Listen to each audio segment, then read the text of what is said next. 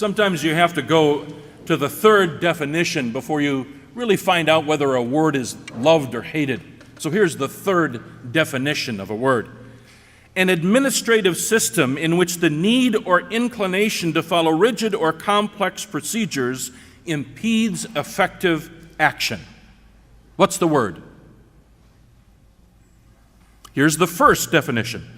Administration of a government chiefly through bureaus or departments staffed with non-elected officials. Now, what's the word? Right, bureaucracy.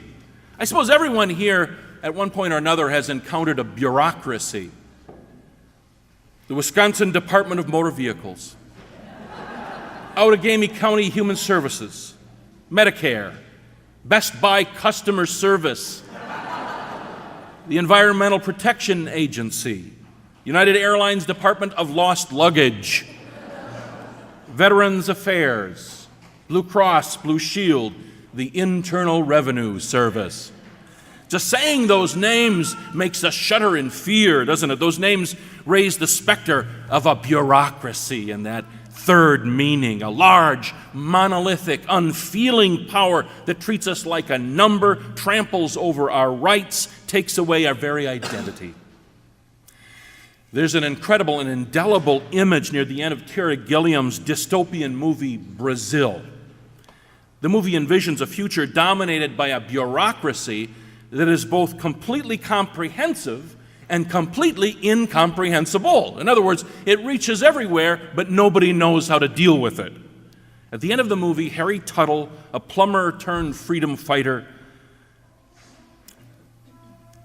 is finally defeated, not by the police or by an army or in superior numbers. No, a spare piece of paper flies through the air and sticks to him, whereupon another piece of paper comes and sticks to him, and another, and another, and another. A blizzard of paper swirls around him and covers him up, and when the next breeze comes to blow the paper away, Harry Tuttle has disappeared.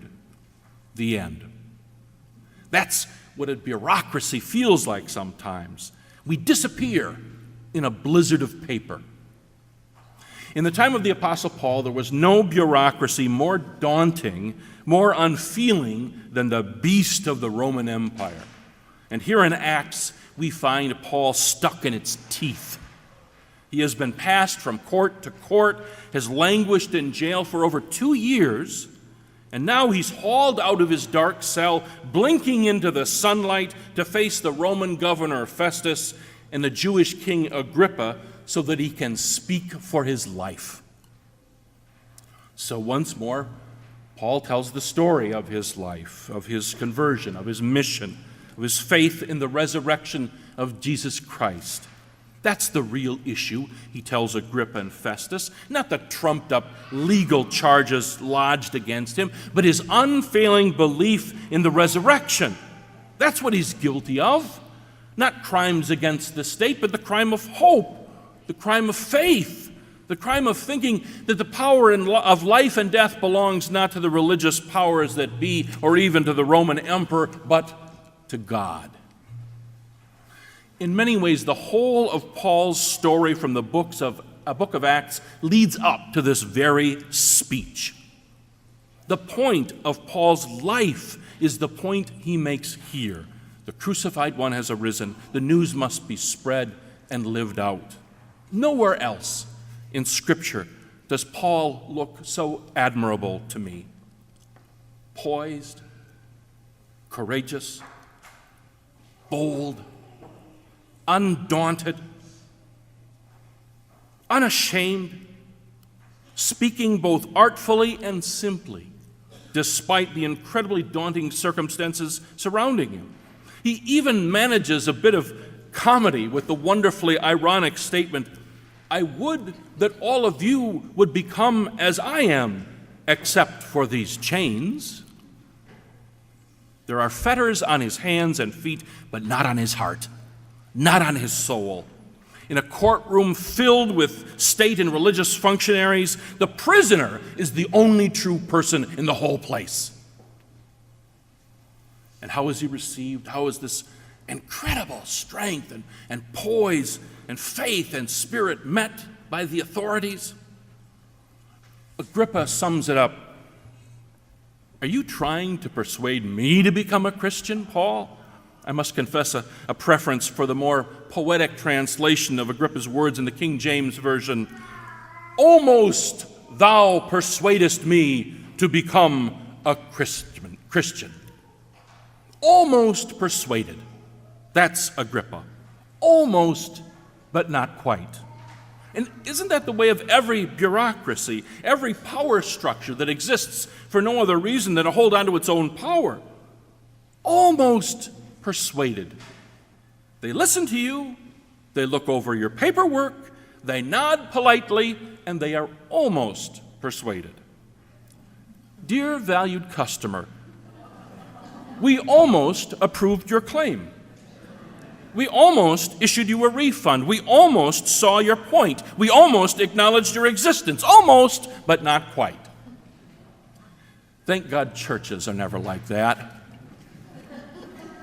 Churches never act like a bureaucracy, right? Reverend Dr. Herbert Barks was pastor of First Presbyterian Church of Lynchburg, Virginia during the tense days of racial integration in the 1960s. The local newspaper led the charge for continued segregation, along with Jerry Falwell, pastor of the Thomas Road Baptist Church in Lynchburg. He would go on to fame elsewhere. Dr. Barks spoke out publicly, advocating for integration, racial equality, as something that Jesus would have demanded if he had been living in 20th century Virginia. Herb Barks was a wonderful, bold example, following in the example of the Apostle Paul. And how do you think the good people of Lynchburg reacted to his advocacy? Crosses were burned on his front yard and on the church's lawn as well. Now, it was time for the church to act, not just their pastor to speak. Herb recalls the night that the First Presbyterian session, the lay leadership of the church, met in the midst of all of this tension and controversy. And the first matter on the agenda that night was sheep manure. I swear to God. Charlie Lays, who was an employee of the Leggett department stores, had come to the meeting with an order from Mrs. Leggett, who was a wealthy and influential member of the church, to pass on her belief that only sheep manure should be used on the church's rose gardens. Mrs. Leggett was of the firm opinion that cow manure was not good for roses. Another member of the session, however, was just as certain that cow manure was good for roses and sheep manure wasn't. So a prolonged argument ensued at this church. It went on for about an hour before Bruce Thompson, who was an old country boy, became so impassioned about the subject that he forgot to use the word manure. So, reinvigorated by the switch to the vernacular, the argument raged on for another hour. I'm not making this up. America was in need of bold moral leadership, and this is what the leadership of the Lynchburg First Presbyterian Church talked about: bold manure. That's the way the church has most often acted like a bureaucracy, by concerning itself with the irrelevant. You've seen that kind of irrelevancy before.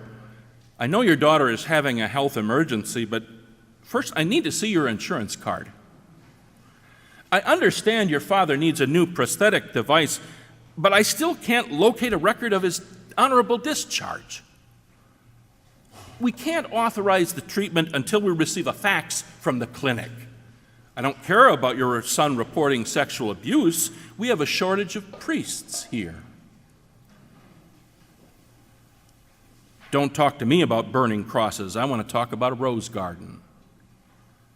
I'm not saying that paperwork isn't important, that organization isn't essential to carrying out the mission of any organization. In bureaucracies, however, attending to the organizational details becomes the mission. In this way, instead of dealing with the real issues of real concern, a bureaucracy turns away to face the mundane, the trivial, the safe. the conventional. That's how bureaucracies make sure that nothing ever changes. Nothing gets accomplished. The status quo just gets upheld, seemingly by default. How many of you remember weighing computers? Anybody remember weighing computers? They were the giant computer firm of the 1980s. I'm showing my age here. Ann Wang was the owner and was known for his centralized, controlled, autocratic leadership. He was philosophically opposed to teamwork and employee participation. You want to see an organizational chart of Wang computers in the 1980s? Okay, here's Ann Wang, and there's everybody else. That was it. It was organized to make sure that Ann Wang got his way. An autocracy is the ultimate bureaucracy, devoted to preserving the organizational structure and organizing the power in the hands of the few or the one, rather than any larger mission. Ann Wang would have rather held on to his power than change to save the company. So, when you go home this afternoon, how many of you are going to fire up a Wang computer? They don't exist anymore. In 1992, Ann Wang and Wang Laboratories filed for bankruptcy. Ann Wang got his way. By most measures, the Apostle Paul fails in his testimony, fails to persuade King Agrippa and Governor Festus. The last line of our reading has an ominous tone to it. Agrippa said to Festus, "This man could have been set free if he had not appealed to the emperor." Paul will travel from this place to Rome, where he will also fail to persuade the autocratic emperor. Ultimately, Paul will be executed by the Roman state. The death penalty of choice for Paul will be beheading, because he was a Roman citizen and thus avoided the torture and humiliation of crucifixion that was given to Jesus and would be given to Peter and many others in the early church. But notice something about the end of the book of Acts. We never read about Paul's death. We don't hear a word about it, do we? Some folks think that because when Luke completed Acts, Paul hadn't yet been executed. More folks think it's because for Luke, Paul's death simply was not a relevant fact, because Paul was not defeated. Paul didn't fail. His job was not to persuade Agrippa, to cause the bureaucracy to change. His job was to give his testimony. William Sloane Coffin liked to tell the story of his old friend, a long-time campaigner for peace, who, when he was in his 80s, began a hunger strike against the policies of the Reagan administration and their homeless policy. Coffin and other friends were concerned over the old man's health, and they asked him to end his strike. "It's not going to change anything," they said, "and it may kill you." But the old man refused. He said, "Some things you do to change the world, other things you do so the world doesn't change you."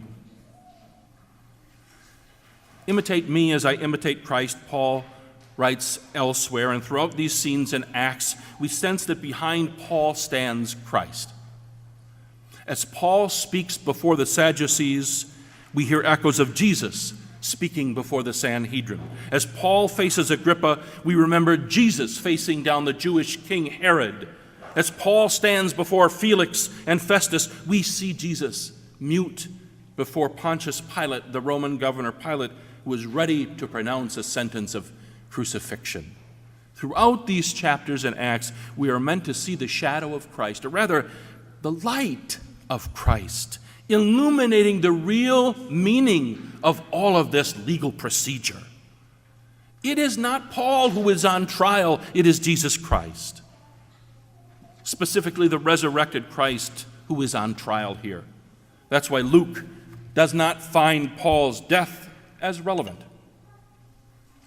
It's simply Jesus' crucifixion in another form. And Jesus' crucifixion points back to only one thing, Jesus' resurrection.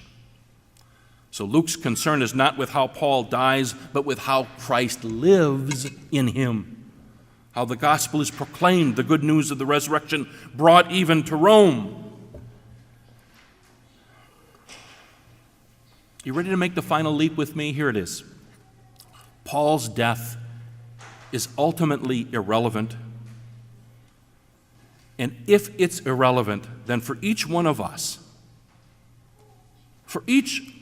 and all of us who are called to speak truth to power, who witness to the resurrection among the powers of death in this world, failure is irrelevant. Whether they are truly persuaded or almost persuaded, we must give our testimony. You don't have to change the power structure in Washington or Madison, but you do have to give your witness. You don't have to heal the hostile environment in your workplace, but you do have to give your witness. You don't have to cast out the sexism or racism or homophobia or just plain neurosis in your family, but you do have to give your witness. Imitate me as I imitate Christ, Paul writes, and when we give our witness, it is the example of Paul we are following. It is the light of Christ that shines in us. The resurrection is not our achievement. The resurrection is an accomplished fact. When we testify for peace, for light, for love, for justice, whether or not others are persuaded, Christ shines.